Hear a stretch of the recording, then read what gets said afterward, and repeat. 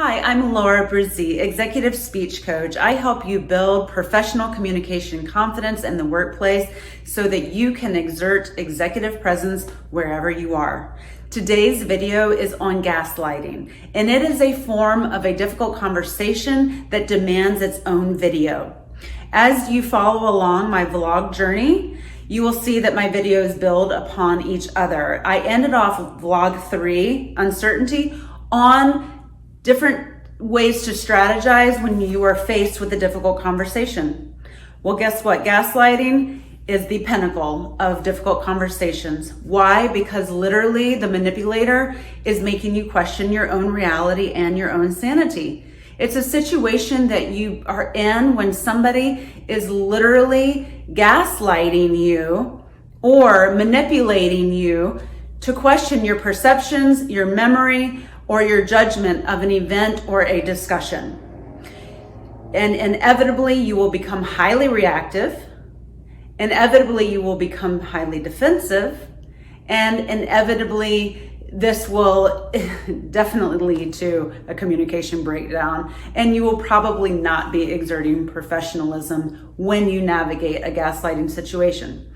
So, as always, if you have enough information, great. Glad you watched. If not, if you want to stick around, learn more about gaslighting and how to deal with it, and also become aware of it. Stick around.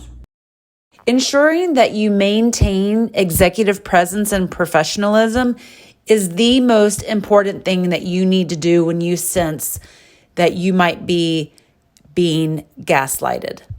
And it's hard to do because when something is not right with your manager or your boss, it does create a sense of surrealism. Like, is this really happening?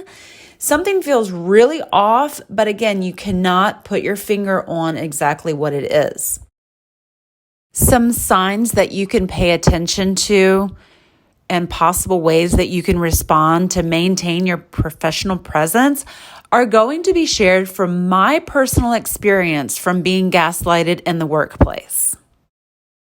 The first sign of gaslighting for me was when I became confused about how to respond in a discussion.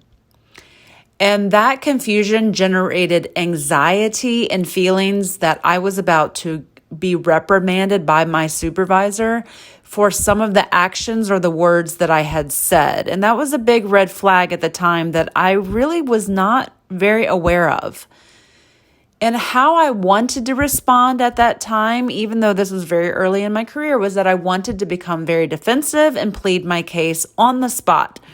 How I actually responded was I became an active listener, and then as my emotions settled down, I provided a professional response later, sharing my perspective of the situation.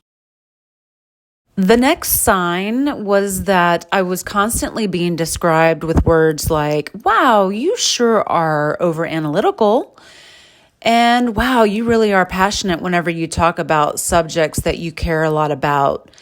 And now, see, that's where the gaslighting gets in deep.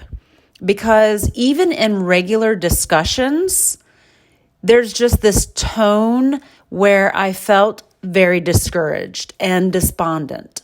Once this person even asked me if I had ever taken an emotional intelligence test.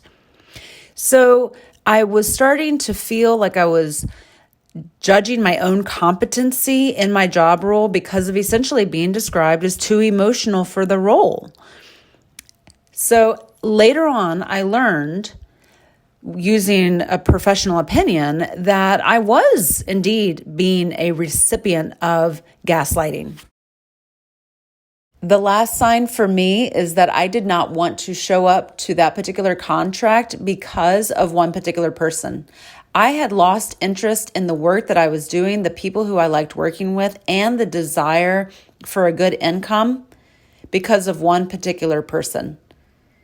Now, my choice to respond professionally with executive presence worked to my advantage in the end. I was eventually investigated.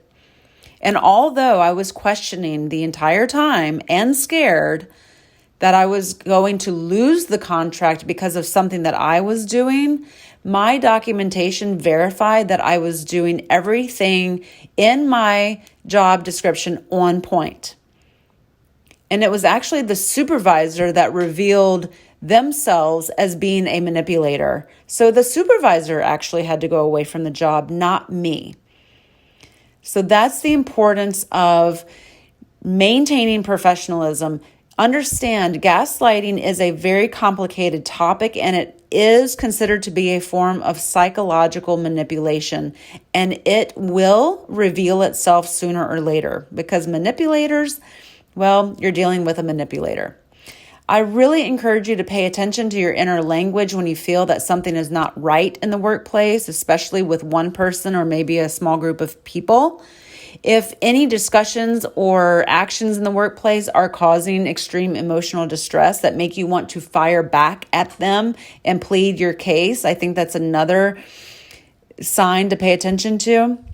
And if something feels evasive to the point that you just cannot really articulate what's going on, you may want to consider that you are actually being gaslighted.